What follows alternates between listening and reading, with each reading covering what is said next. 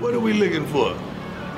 Dogs. What's good, YouTube? It's your boy Barry. You know, we back on Bird's Eye View with it. Like always, appreciate the love and support. Please continue to like, comment, and subscribe. Stop what you're doing. Smash the like button, smash subscribe button. Hop in the comment section, comment whatever you want. Of course, I'm dropping daily bangers day by day. You know, we got news of the day coming out of Colorado, and we're gonna jump right into it, dog. So, of course, we back.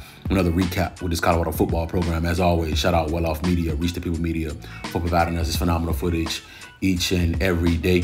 Of course, we know we're gearing up for our matchup this Saturday with the Texas Tech Red Raiders. Of course, that Red Raiders team is coming in at 6-3, and obviously our Colorado Buffaloes are coming in at 6-2. A big game for us. Our quest on a Big 12 title game appearance relies heavily on us winning out, and of course, we can't win out without going 1-0 this week. Now, obviously, I'm gonna bring you guys the keys to victory video for this Texas Tech matchup. It looks like Texas Tech is going to have a big recruiting weekend. Now, they must ain't learned, dog. You know what happened to the last security guard.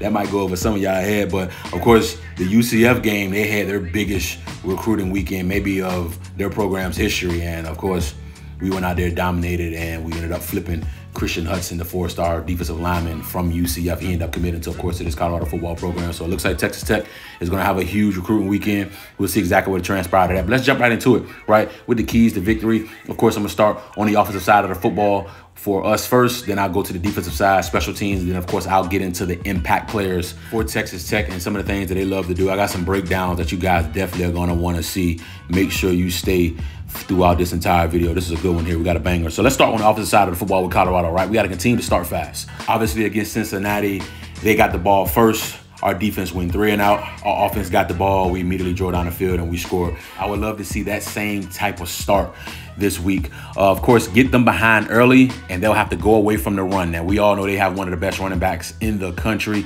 But of course, you can't really run the football if you're down multiple scores, especially in the second half. So if we can jump on them early and get them behind early, we can kind of take one of their best dominoes away. Obviously, we have to continue the momentum on the ground. Isaiah Gustav had his best performance as a Colorado Buffalo. Obviously, our offense, as far as rushing the football, had our best performance all season. So we got to continue that momentum for sure. Now, we have to attack their secondary. I will say their defensive grade as a whole is the second worst in the conference, according to PFF. Their coverage grade is also second worst in the conference as well. They also give up a ton of points. They give up the most points per game in the conference at 34.4. They're the only team in the Big 12 this season that has given up over 300 total points this season. Their overall defensive grade, according to PFF, is 124. That's out of 134 teams, dog. That means they're the 10th worst defense in the country, according to PFF. Dog, in my opinion, this could be a game where 2 could throw for over 400 yards. I'm not even gonna lie to you guys. 2 could easily throw for over 400 yards in this game. We have to attack their secondary for sure. They don't have enough at DB to stop our explosive wide receivers. Of course, we have to limit the turnovers, right? This is a type of game where, especially on the road, right? You don't want to turn the ball over on the road. Their fans get into a momentum shift, right? So we got to limit the turnovers, play a clean game there. And of course, lastly, we have to protect Shedeur Sanders. And we've been doing that back-to-back weeks with only 1 sack. I mean, our offensive line is starting to gel. And as long as we keep our QB1 upright, he's going to light this defense up for sure. They have given up 206 catches this season for 2,786 yards and 20 touchdowns in 9 games. They've given up the second most yards per game in the Big 12 at 462 yards per game. That's almost 500 yards a game that they're giving up in total defense. Over 300 yards of that is through the air. Now, I will say their pass rush is 6th best PFF grade in the conference. So the best thing about their defense, honestly, one could say, is their pass rush. They do have a couple decent linebackers, though. I will get into that as well, too. They got a linebacker that leads the Big 12 in tackles. I'll get into that. But as far as a whole, as their defense as a whole, this is one of the worst defenses in the country. I'm just going to call it for what it is. PFF says it as well. Again, they rank 124 out of 134 in the country right now in total defense. Let's switch over to the keys to victory for the defensive side of the football. Of course, on defense, we have to contain Taj Brooks. That is a bell cow. They are going to give him the football. He's currently 2nd in the country right now in carries. They are going to give him the football, and he is one of the best running backs in the country. Of course, we're going to have to tackle well. He breaks a lot of tackles. I'm not going to lie to you. He breaks a ton of tackles, and he is a load. He is 230 pounds. He is a load, so we're going to have to tackle well. No costly penalties. Of course, we're on the road. We can't have costly penalties on defense. We have to be disciplined on defense and making sure that we're not extending drives for them.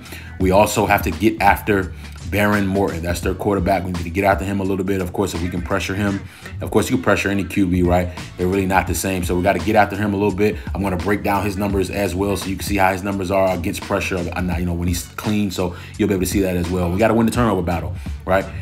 He doesn't turn it over a lot, but he will put the ball in harm's way here and there. And he's not the most accurate quarterback, right? So there's going to be some times where he'll put the ball in harm's way, and we got to get a turnover or two. Now, when it comes to their offense, Baron Morton, when you look at his passing direction, mostly between the numbers, right? He gets very inaccurate when he's throwing the ball down the field. As you see, he's 16 of 48 on passes that are 20-plus yards down the field. He's completing 33% of his passes. Now, he does have 5 touchdowns out of that 16, but only completing 33% of his passes, 20-plus yards down the field.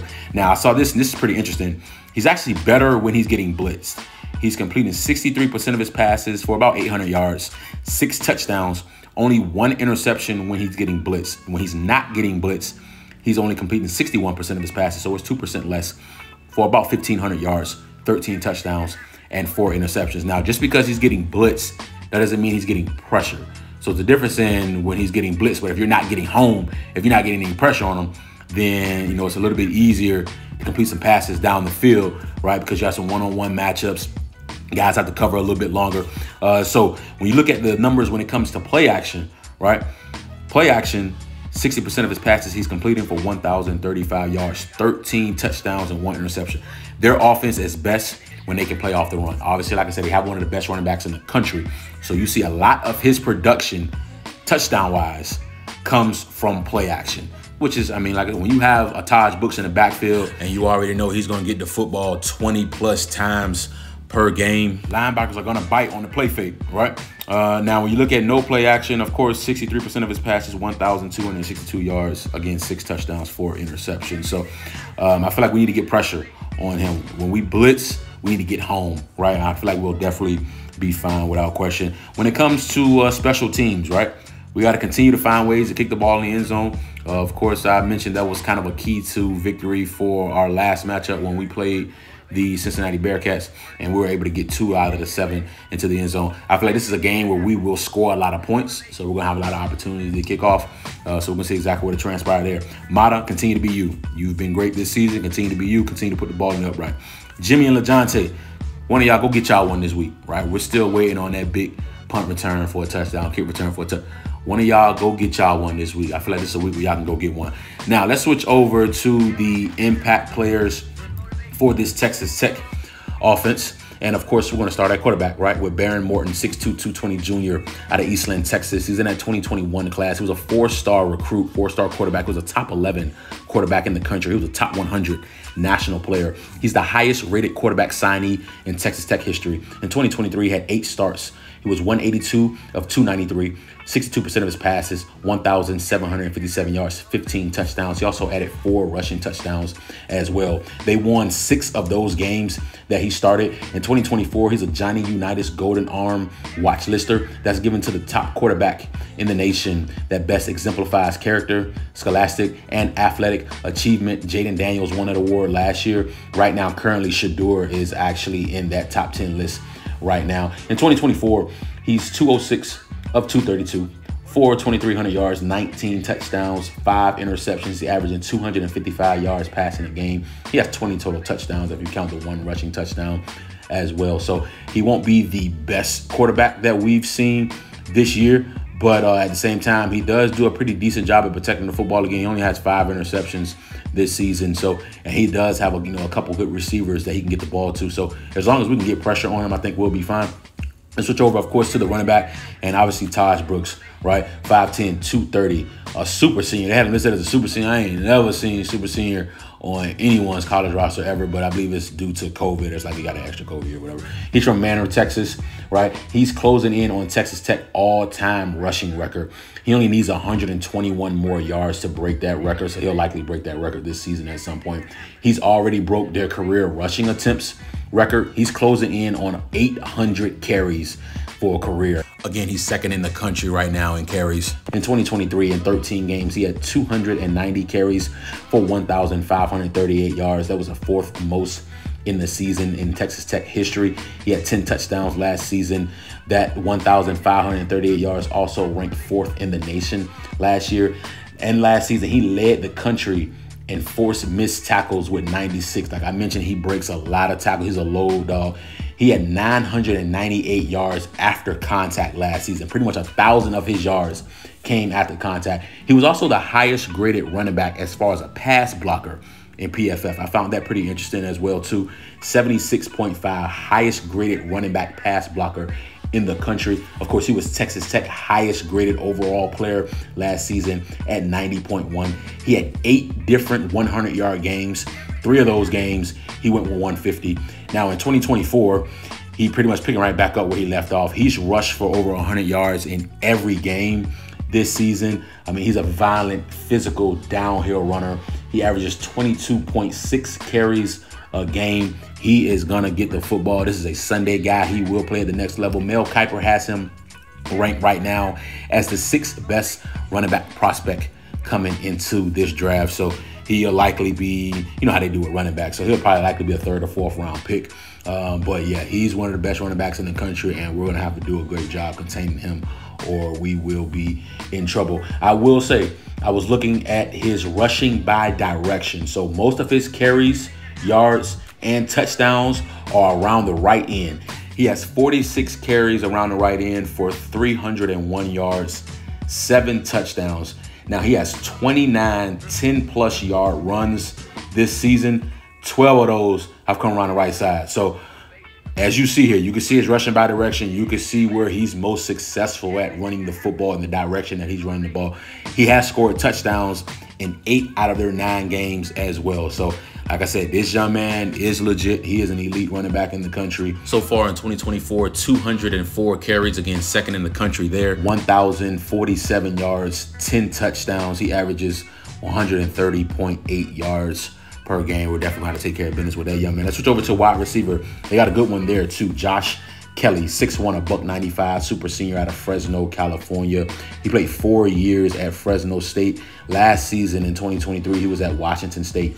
He has 29 career starts, 148 catches, 2,228 yards, 12 touchdowns. In 2023, he started 12 games at Washington State. He had 61 catches, hit 923 yards, 8 touchdowns. He led Washington State in receiving yards and in receiving touchdowns, and he was second in catches. Currently right now with this Texas Tech Red Raiders program, he leads the team in pretty much every wide receiver category. He has 68 catches, which leads the team. 736 yards also leads the team.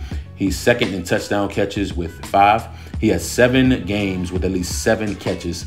He has 2 10-catch games. He had 8 catches for 127 yards and 2 touchdowns last week versus Iowa State.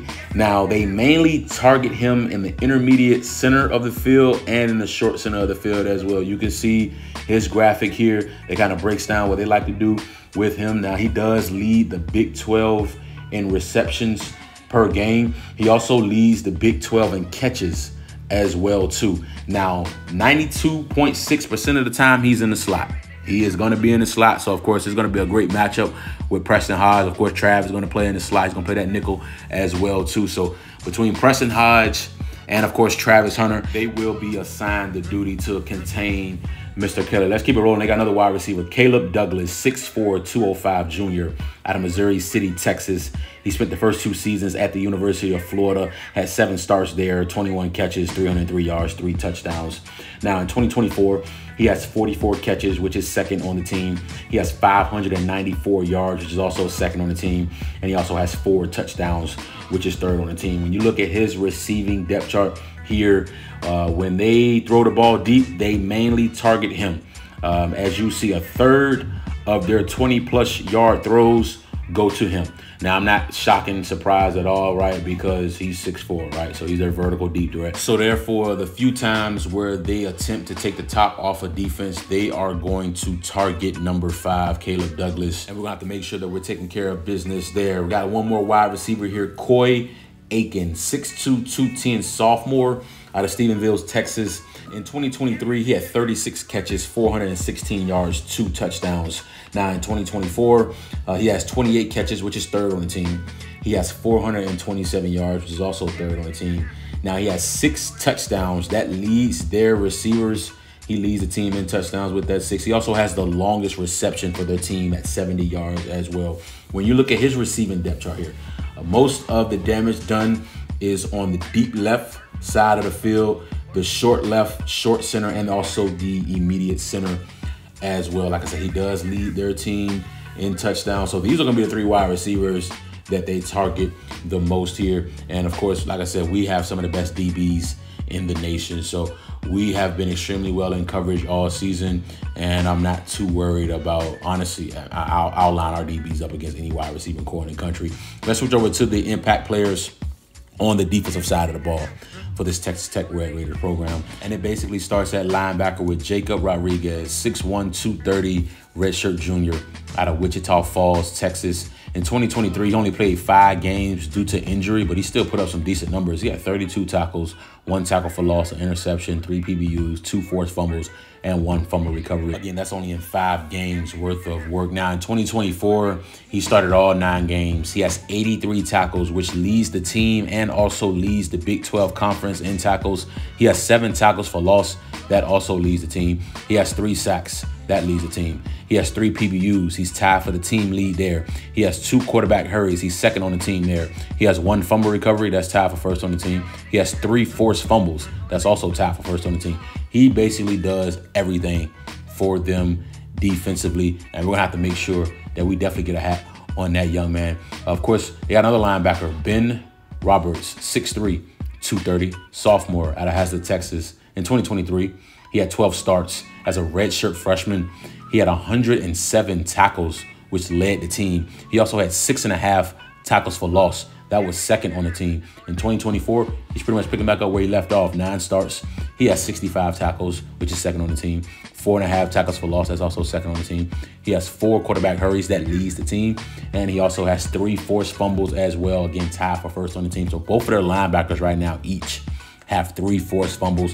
So we're going to have to make sure we're protecting the football for sure, because they definitely know how to get the ball out. They got a safety, CJ Baskerville, 6'3", 210, senior out of North Richland Hills, Texas. In 2023, he had a solid year, 78 tackles, which was second on the team. He had 4.5 tackles for loss. He also had 2 interceptions and 5 PBUs as well. In 2024, he was on the Reese Senior Bowl watch list.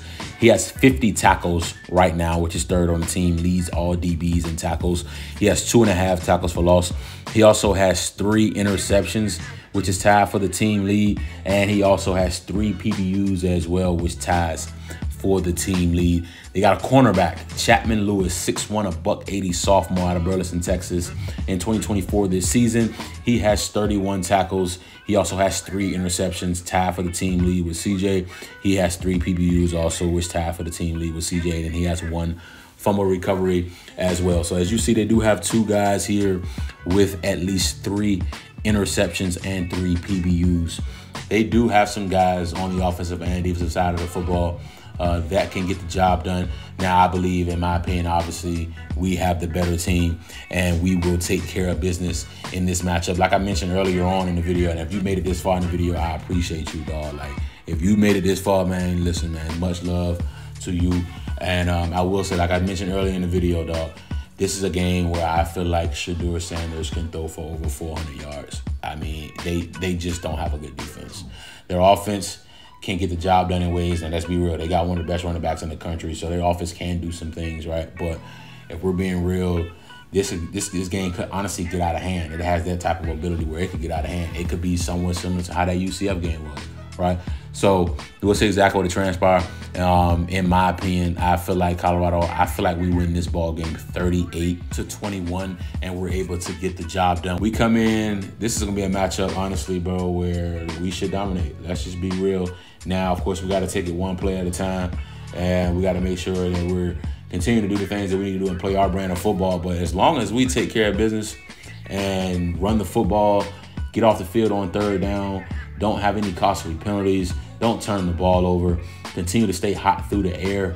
I mean, like I said, this could be a type of game where we can run away and Shedeur could throw 4 touchdowns, 400 yards. I mean, this could be that type of ball game for Shedeur Sanders. And as long as our defense holds tight, then we're not looking at a shootout. Now, if we can't contain them on offense, then we could be possibly looking at a shootout, right? But if not, yeah, we're gonna be fine and we're gonna take care of business. So not gonna keep it long.